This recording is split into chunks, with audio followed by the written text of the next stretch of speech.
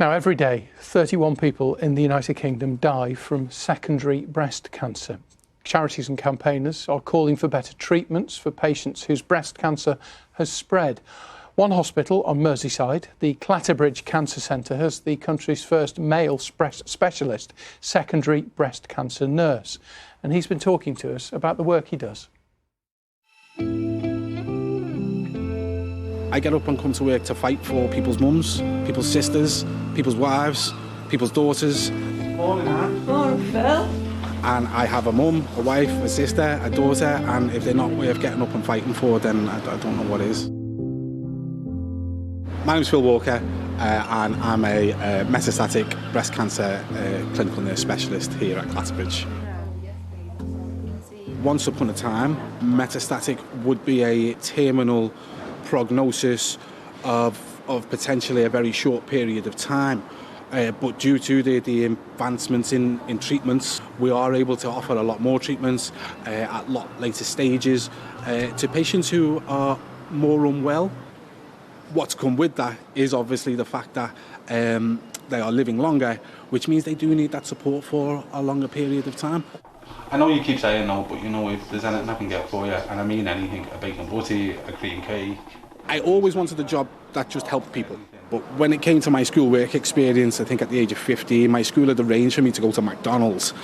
And I had a paper round at the time, and I used to see this glossy magazine through this window. It was the Nursing Times, and the lady who I used to deliver the papers to, she organised a placement for me at the local children's hospital, Alder Hay.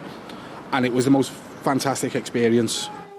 It was the cardiology ward, so they were all hole in the heart babies, and I just knew I was going to be a nurse after that. There aren't many male nurses kicking around in the breast cancer arena, and certainly in the metastatic phase, as it's quite a new service. Teams like my team here at Clatterbridge, we do need to be in place to support these ladies through their journeys. Within 5 years' time, I would hope that there is a network of metastatic breast cancer nurses providing equality to every patient who's diagnosed with metastatic disease in breast cancer, and they get that support that they need. I'm very sorry to tell you that Anne Ball, who you saw Phil hugging there at the end of the report, died a few weeks ago. Anne's husband Ian wanted her to be in the report, though, to highlight the specialist care that she had received. Our thoughts, though, it goes without saying, are with Ian and Anne's family and friends. We're going to talk more about this, though, with Jo Taylor. Jo's got secondary breast cancer. She set up the charity ABC Diagnosis. That stands for After Breast Cancer Diagnosis, Jo. It does. The government's talking today about this NHS audit, getting data and making data available. Why is that so important? Yeah, I've been campaigning for around about 7 years about this because I knew that there was a problem, because data should have been collected mandatory 15 years ago and it hadn't been done.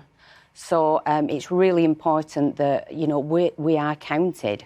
We need to be counted, you know, to get the right services, the right treatments, the right expertise to treat our cancer. So what you're talking about here is people who have had breast cancer, who have had it treated, maybe had chemotherapy, radiotherapy, mastectomy, whatever, are still, they're not kind of just let go. Yeah, yeah. So what sort of data is it?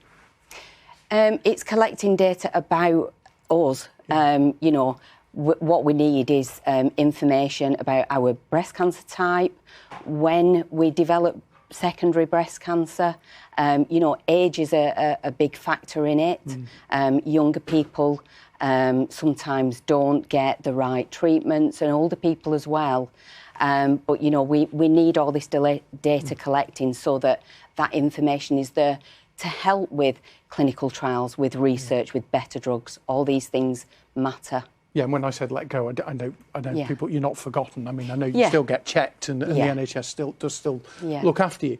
You came up with an infographic through the charity, which seems to have taken off. Just explain briefly what that is. Yeah, it just tells you about the signs and symptoms, the red flag symptoms of where, if you had primary breast cancer, the areas what you need to look out for if you were to develop secondary breast cancer. So it tells you, you know, in the bone, it's bone pain, various issues that you'll have if you have these signs and symptoms. And these are the things that people need to be aware of so that they go and talk to the GP, so that they make them aware, and also GPs are aware of it so that they can recognise the symptoms as well. Yeah, and I know from family history of my own mum, the liver is something that you need to keep an eye on, isn't it? Yeah, yeah, bone, liver, lungs, brain, lymph nodes.